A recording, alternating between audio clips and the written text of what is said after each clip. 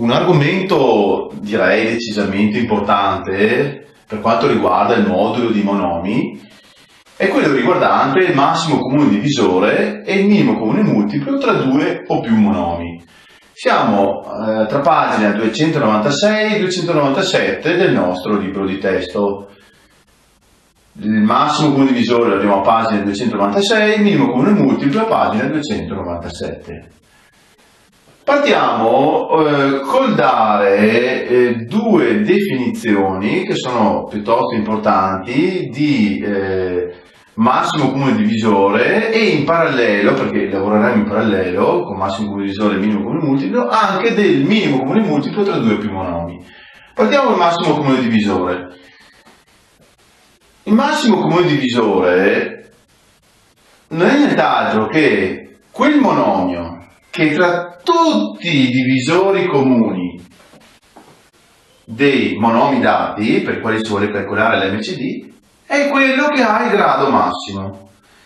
Mentre, per quanto riguarda il minimo comune multiplo tra due o più monomi, questo minimo comune multiplo è quel monomio che tra tutti i multipli comuni dei monomi dati, per i quali eseguiamo il calcolo, ha il grado minimo. State ben attenti a non confondere le definizioni di massimo comune divisore e minimo comune multiplo con le loro rispettive regolette, va bene? Perché le regole pratiche per il calcolo di MCD ed MCM, va bene? A parole potrebbero sembrare un po' in contrasto, ma in realtà in contrasto non lo sono. State ben attenti, vediamo un po' di capire cosa vogliamo dire con queste due definizioni. Andiamo a fare un esempio calcolando l'MCD e l'MCM di una coppia di numeri, 36 e 32, va bene? Quindi ragioneremo con potenze di 2 e potenze di 3, va bene? Ed estenderemo questo ragionamento poi alle definizioni che abbiamo appena dato. Qual è l'MCD tra 36 e 32? Vi fate un attimo di conti, l'MCD tra 36 e 32 scomposti in fattori è 2 alla seconda, mentre l'MCM, minimo comune multiplo tra 36 e 32, è 2 alla quinta per 3 alla seconda. Rispettivamente MCD uguale a 4 e l'MCM è uguale a 288. Vediamo un po' cosa significa definizione di MCD. Supponiamo di operare quindi con i monomi.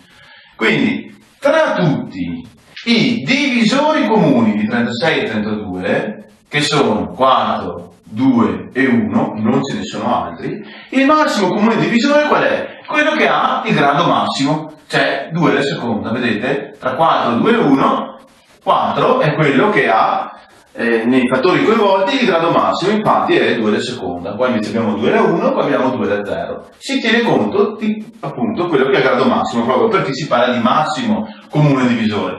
Mentre per quanto riguarda il minimo comune multiplo, va bene, quindi abbiamo 2 alla quinta per 3 alla seconda, cioè 288, ci chiediamo se è l'unico multiplo comune. No, assolutamente, di multipli comuni ce ne sono infiniti. Apriamo una piccola parentesi, di massimi comuni divisori invece ne abbiamo in quantità limitata, di minimi comuni multipli ne abbiamo appunto una quantità infinita. Bene, quali sono questi ulteriori minimi comuni multipli, oltre 288, il 576, il 1152 e multipli di questi numeri. Benissimo, perfetto. Qual è che abbiamo considerato come minimo comune multiplo? Lo dice l'aggettivo stesso. Quello che ha il grado minimo. Guardate, io ho sviluppato multipli di 288 moltiplicando per 2 rispettivamente per 2 alla seconda il 288, ho ottenuto 2 alla sesta per 3 alla seconda, ho ottenuto 2 alla settima per 3 alla seconda, potevo anche moltiplicarlo per 3, potevo anche moltiplicarlo per 5, ma quel che conta è che tra tutti questi multipli comuni, tra 36 e 32, ho scelto quello col grado minimo, va bene? Ecco qui che abbiamo, come dire, sviscerato il perché di queste definizioni. Sono definizioni estremamente importanti. Attenzione, le chiudiamo qua, andiamo a vedere quali sono le regole operative, rientriamo quindi nel campo dei monomi, per andare a calcolare l'MCD e l'MCM tra due o più monomi. Ci concentriamo col massimo comune divisore. Sappiamo che un monomio è fatto da un coefficiente e da una parte letterale. Vediamo di eseguire, di sviluppare il calcolo del massimo comune divisore per quanto riguarda il coefficiente. Qui si aprono due strade. Nel caso in cui i monomi coinvolti nel calcolo siano tutti numeri interi, quindi non siano numeri sottoposti, imposti sotto forma di frazione, va bene? Il massimo comune divisore dei coefficienti è proprio, identifica il coefficiente del massimo comune divisore. Mentre nel caso in cui i coefficienti di monomi non siano tutti interi, va bene, adottiamo 1 come massimo comune divisore. Ecco qua la differenza. Va bene, se abbiamo, come in questo esempio, nei monomi coinvolti dei coefficienti non interi, il massimo comune divisore dei coefficienti è 1. Va bene, ecco qui come possiamo sviluppare l'esempio. MCD tra un mezzo A alla quarta, BC alla seconda e 12 A alla seconda, B alla terza, è proprio uguale a 1 per la parte letterale. In merito alla parte letterale, teniamo sempre presente quella regola operativa che ci serviva per calcolare il massimo comune divisore tra numeri. Cosa dice questa regoletta? È il prodotto tra tutti i fattori comuni, attenzione che dobbiamo trovare i fattori in comune, presi una sola volta ed elevati al più piccolo esponente che compare qua nelle potenze. Quindi, vediamo un po'. A alla quarta e A alla seconda. A è un fattore in comune, lo prendiamo col più piccolo esponente, A alla seconda. B, qui c'è e qui c'è, lo prendiamo col più piccolo esponente, 1. Lettera C, qui c'è e qui non c'è, la lettera C non compare nel massimo comune divisore. Va bene? Vedremo dopo perché abbiamo scelto 1 come massimo comune divisore se i fattori, appunto, se i coefficienti dei monomi non sono tutti quanti interi. Ragioniamo in parallelo, andiamo a vedere come si sviluppa il calcolo del minimo comune multiplo tra due o più monomi. Anche qui la regola si propone talis et qualis, si dice, no? Tale e quale. Benissimo, dal punto di vista del coefficiente, cosa abbiamo? È il minimo comune multiplo dei coefficienti se questi sono numeri interi. Mentre diventa 1 se i coefficienti dei monomi non sono numeri interi. L'esempio qua lo sta a specificare, abbiamo dei coefficienti che non sono interi, va bene? Il loro minimo comune multiplo è 1. Per quanto invece riguarda la parte letterale, vale la regola operativa che abbiamo già visto, che dice invece nel caso del minimo comune multiplo che dobbiamo prendere tutti i fattori, sia i comuni che i non comuni, presi una sola volta ed elevati al più grande esponente che compare nelle potenze. Quindi A alla quarta la mettiamo, c'è anche A alla seconda, l'esponente massimo è 4. Il B lo mettiamo, l'esponente massimo è 3, il C qui compare, qui no, lo mettiamo col massimo esponente, qua è come se fosse C da 0 chiaramente, va bene? Questo è il caso, un esempio di massimo comune divisore e minimo comune multiplo con coefficienti che sono non interi, quindi non tutti i coefficienti nel calcolo coinvolto sono interi, va bene? In questo caso si differenzia dal caso di massimo comune divisore e minimo comune multiplo di monomi che hanno tutti i coefficienti interi. Vediamo perché in matematica si mette 1 sia come MCD che come MCM, va bene? Guardate, parliamo del caso del massimo comune divisore. Perché 1? Dobbiamo trovare un divisore comune, va bene, che c'è tra questa frazione e questa frazione. Guardate, ne possiamo trovare infiniti. Prendiamo ad esempio la frazione 4 terzi. Come abbiamo preso 4 terzi possiamo ragionare con 7 mezzi, possiamo ragionare con 15 quarti, eccetera, eccetera. E prendiamo uno a caso. È un divisore comune tra 12 e un mezzo? Certo che è un divisore comune. Andiamo a eseguire le due divisioni e vediamo che non abbiamo assolutamente problemi. Un mezzo diviso 4 terzi uguale un mezzo per 3 quarti uguale a 3 ottavi. 12 diviso 4 terzi uguale 12 per 3 quarti uguale 9. 4 terzi è un divisore comune. Dobbiamo prendere quello massimo, dobbiamo prendere una frazione più grande, 127 terzi, va bene? Ma anche 127 terzi sarà un divisore comune tra un mezzo e 12, sempre per questo motivo qua, sviluppando il scientifico esempio. Dobbiamo prendere un altro divisore comune più grande, niente da fare. Qui non arriveremo mai alla soluzione del problema. Ecco perché in matematica si dice quando i coefficienti non sono tutti interi, come massimo comune divisore prendiamo appunto 1. Lo stesso discorso si propone anche nel minimo comune multiplo, è per lo stesso identico motivo, abbiamo infiniti multipli comuni tra due coefficienti non interi, d'accordo? Ce ne sono infiniti, va bene? Ecco perché anche qui, senza bisogno di fare esempi, andiamo a mettere uno come coefficiente del minimo comune multiplo. Adesso invece andiamo a sviluppare due esempi, un caso di massimo comune divisore e minimo comune multiplo con coefficienti invece tutti interi. Bene? Allora riproponiamo lo stesso identico esempio, al posto di un mezzo mettiamo il coefficiente 8. Ecco che se mettiamo 8, va bene, la nostra regoletta ci dice prendi i tuoi coefficienti interi e scomponili in fattori. Quindi mettiamo 8 sia qua che qui. Noi sappiamo che 8 scomposto in fattori è 2 alla terza, 12 scomposto in fattori è 2 alla seconda per 3, va bene? Stesso discorso anche qua, 2 alla terza e 2 alla seconda per 3. Anzi, tengo a precisare una cosa, vedete che il massimo comune divisore e il minimo comune multiplo, d'accordo, in questi esempi sto calcolando con monomi positivi, a coefficiente positivo, il ragionamento vale anche con monomi con segno, con coefficiente a segno negativo, d'accordo? Non cambia assolutamente nulla, i nostri MCD e MCM saranno sempre positivi, d'accordo? Ci concentriamo sull'MCD. Benissimo, i coefficienti sono interi, dobbiamo fare il massimo comune divisore tra 2 alla terza e 2 alla seconda per 3.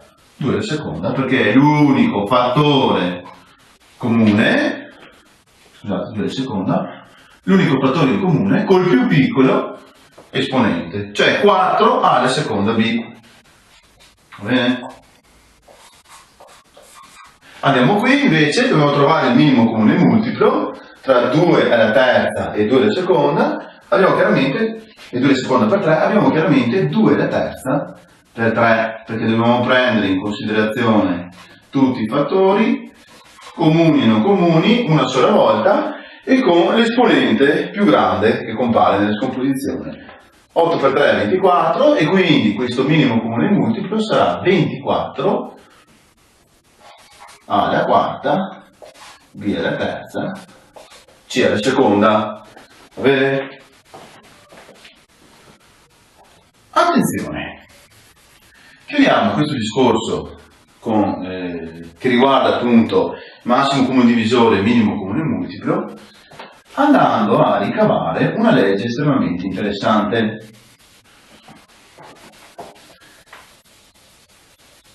Eccoci qua. Se noi andiamo a moltiplicare tra loro il massimo comune divisore e il minimo comune multiplo tra due monomi, otteniamo come prodotto lo stesso prodotto che si ottiene dalla moltiplicazione dei due monomi stessi. Proviamo a vedere cosa significa moltiplicare 4a alla seconda b per 24a alla quarta, b alla terza, c alla seconda. Guardate, 4a alla seconda, b che moltiplica 24 A alla quarta, B alla terza, C alla seconda, è uguale 24 per 4 fa 96, A alla sesta, B alla quarta, C alla seconda.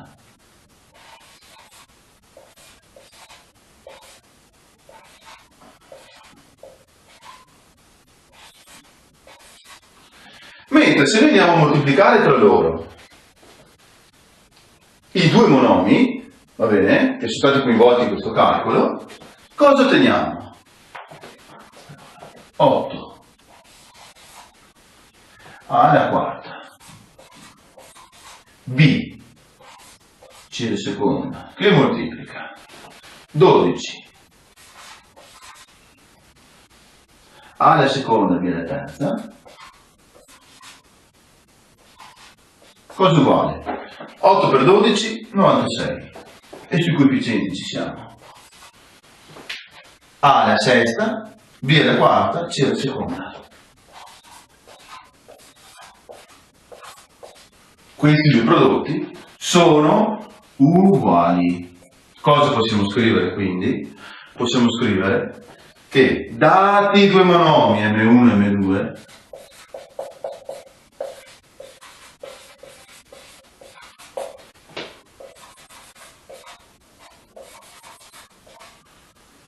si ha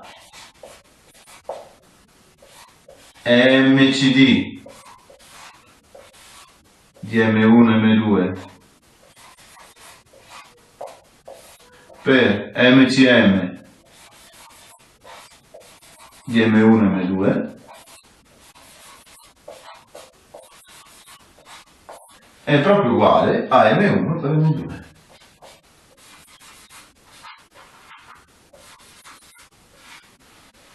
D'accordo? Questa regola è importantissima. Perché? Perché ci va a dimostrare quelle due proprietà che già conosciamo. Quali proprietà? Noi sappiamo che quando due numeri, conosciamo già dei numeri e poi li estendiamo chiaramente ai monomi, quando due numeri sono primi tra loro, va bene? Ok?